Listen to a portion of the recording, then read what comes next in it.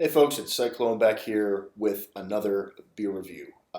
Today I'm finishing up my latest haul from Trillium. I got Coconut and Vanilla PM Dawn. Both are excellent, wonderful beers. Go buy them. And then I had Skimpy Sparrow, which for a 5.4%, I can't say I've ever had a beer that low of an ABV that tastes that good. Very crisp, little bit of tart zest in there, a lot of grapefruit and lemon sort of things going on, a little bit of pineapple. It's a beautiful pale ale. But there was one beer from the hall that I just had to film, and it's the big boy. This is an 11.3% alcohol blended stout. This is the 706. Now, guys, let me tell you the ingredients listed here, and let me know if it makes you thirsty. It makes your mouth water. Ready for this? Stout brewed with coffee, vanilla, chocolate, nuts, lactose, cinnamon, fig, banana, raspberry, and honey. I don't think I've ever heard of more ingredients in one beer in my life. That is absurd. Now, all the flavors here to me are lending to like an ultimate pastry stout. I don't think I could ever expect banana, fig, and raspberry and honey to end up in a coffee stout, but they've done it here. What type of result are we going to get? Now, something about this beer is making me really excited, beyond the amount of adjuncts they're adding in here. It's Trillium. It's one of their Permutation black labels, and as we know, my favorite stout of all time thus far is 57, and I have one bottle left of that damn thing. I'm thinking about having it for my birthday this summer. It's that special. But guys, here we go. We got 706 open. Whoa. That's like banana bread with like fruit jelly and chocolate smothered all over it and a little bit of coffee coming in. Now, it's 11.3. We're right at that beautiful ABV where we start to get that molasses mouthfeel, but it's not going to be a booze bomb at all. We got a lot of head here. Whoa! I mean, that was a fairly aggressive pour, but there's a lot of carbonation in this sucker. Holy shit. Let's give it a moment. I'll come back when it's done bubbling up. All right, guys, so I've let the head dissipate. Now, it doesn't surprise me. The reason why the head is so crazy on this beer is probably because they bottled it before all the yeast ate everything up, and so there was active growth in the beer, still producing carbonation post bottling. And I'm not surprised about that, because if they're trying to capture the sweetness, it makes sense. They didn't want the yeast to eat everything away. There's honey, figs, bananas. There's natural sugars all in this beer. Guys, the nose is off in another, like, take a rocket ship to the moon sort of nose. We're getting banana bread, fig jelly. We're getting honey and caramel, chocolate and coffee just to get started on that descriptor. Wow, it's just like a lot of sweet things all put together. Like what I just explained to you is all there. It's just like a big sweet scent. And yeah, maybe a little bit of I want to say a hazelnut. It's something of that nature. Maybe a chestnut. There's also a slight Belgian-y sort of thing going on, and I'm wondering if there's a Belgian yeast in here. It was aged in fermenters. So did they use a Belgian yeast on this stout, which would be very interesting, because Belgians usually bring out a fruit quality in their beer and a wet woodiness in the yeast quality, a sourdough taste. And if that's it, I'm wondering if this is going to taste like a fruit bread, which is, I'm leaning toward that. I think we're going to get some like figgy date raisin bread sort of thing going on. But let's see what we have on offer here. This is very interesting. Wow.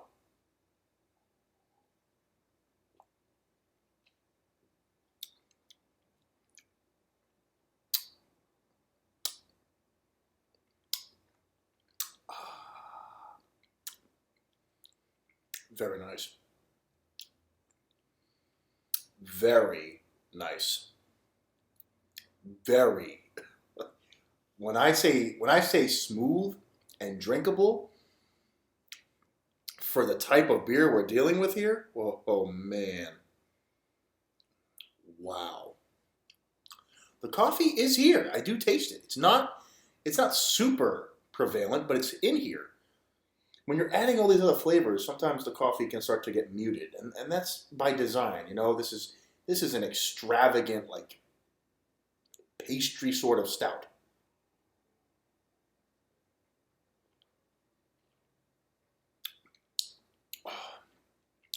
Delicious.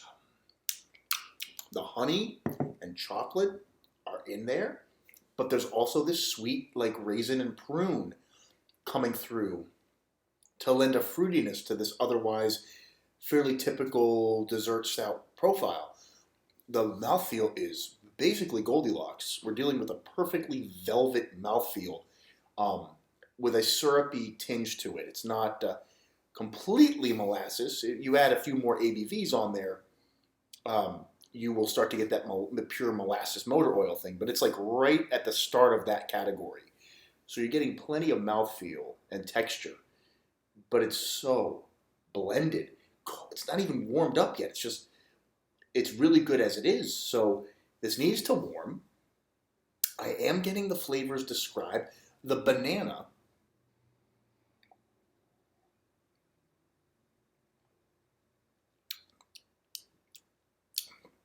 yeah, it's in there. So is the honey, but and the coffee, and the chocolate.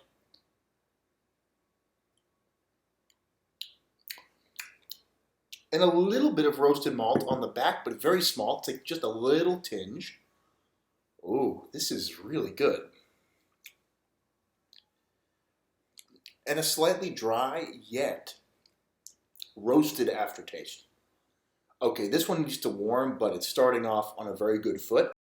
What's up, guys? Cyclone back here with Permutation 7.09. None of the sites have this beer up yet. Untapped, nor Beer Advocate.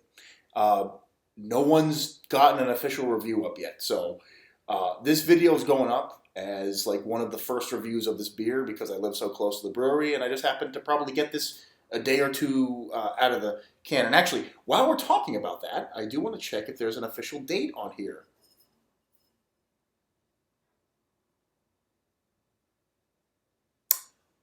There is not a date on here. Trillium. And nope, that code has nothing on it. Yo, man, I know it's hard times. I totally get it. But you know the drill. I cannot give a 100 if there's no date on the bottle because there's coffee in here. I'm so upset about that. Because this is a 10 beer. This is a 10 beer. But I have to say the coffee is something I am appreciating. I know it's fresh. This is like a couple days old. There's no reviews on it yet. So I also know that it's that fresh.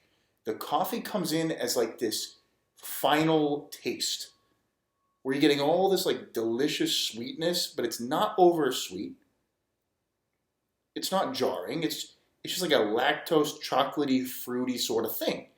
And you could think of like a chocolate-covered date or fig and like a little bit of banana bread. And you kind of get that, turn that into a liquid. That's kind of what this is.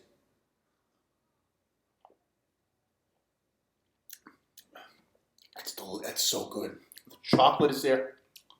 Milk chocolate. A little bit of raspberry kicks in. A slight fruity tartness. Banana bread, a little bit of that. The nuts aren't really there, and if you said it didn't have nuts, I wouldn't really miss that. But it may have a slight hazelnut or chestnut sort of taste in the chocolate, but I can't really find it. Vanilla is in here. Coffee. The coffee, here's the thing. It's not like super roast forward at all, but the coffee hugs the back. It's like you got all this like chocolatey, fruity goodness in the front. It's like boom, it's delicious, absolutely incredible. But then the coffee like takes you back. It's like, hey, I'm gonna clear your palate with a little bit of roasted coffee. Now, what's the beauty about that is that the coffee does this in the same way that you would eat ginger with sushi, which is what the Japanese, like why they serve ginger. You don't eat ginger to eat ginger. The idea of ginger is to clear your palate in between every piece of fish, because every piece of fish is distinct and has its own flavor. And they want you to experience that on a fresh palate with no interruption, no, like past residue of other fish, right? It's kind of the same idea here. The coffee clears your palate in a very nice way. It's not overly bitter or roasty. It's like a nice light roast, like a nice coffee. It just clears your breath a little bit, and it's there. What a damn shame, man. This is a 10 beer, but a 99 because of the date. But I know times are hard. If you want to say that I shouldn't take a point off for that, I get you, but I love what the coffee is doing here. So that is affected by a date, and that is affected by the fact that there is no date. So if you get an older bottle, you may not know that that coffee is there because it may dissipate by that time. And to me, it's hugging the whole thing together. It's like the beautiful front, and then the coffee like follows with this beautiful sweet. It's just wonderfully balanced. The beer as a whole is tremendous. If you get it at the brewery, get it now. Don't wait. Don't wait for a re-release. Get it now, because that coffee, I'm telling you, it has that final touch that makes the whole thing work. So in my opinion, you probably don't want to age this, but at the same time, if you just want to experience a nice stout, this is going to age fine with all the ingredients here. You're fine.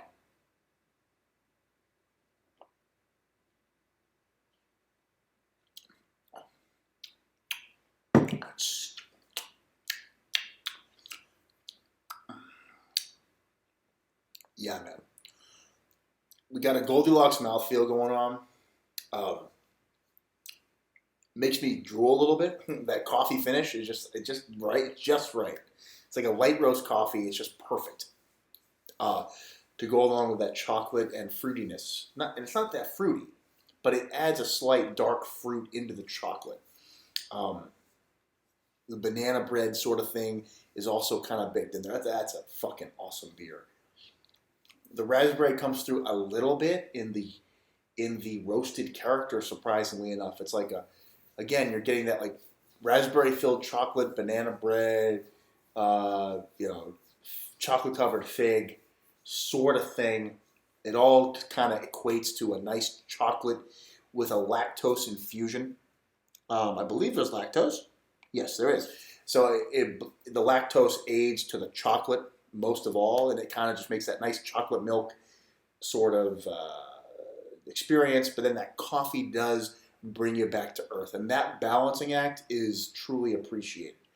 Damn it, I wish this had a date, because this is absolutely a 100 beer. It's fun. It's fantastic. Once again, Trillium makes an incredible imperial stout. It's a wonderful beer. If you buy it at the brewery, maybe ask them, is this a fresh batch, or put a date on it so you don't forget how old it is when you trade it. Get it, write the date you got it at the very least. Because if you want that coffee in the middle of your mouth, like to the end, it keeps it together. And that balancing act is so perfect. This one's, go out and get it. Missing date aside, if you're in distance of the brewery, go get this. You will not be disappointed. So anyway, guys, that's the end of that review. Hope you enjoyed. Until next time, Cyclone signing off.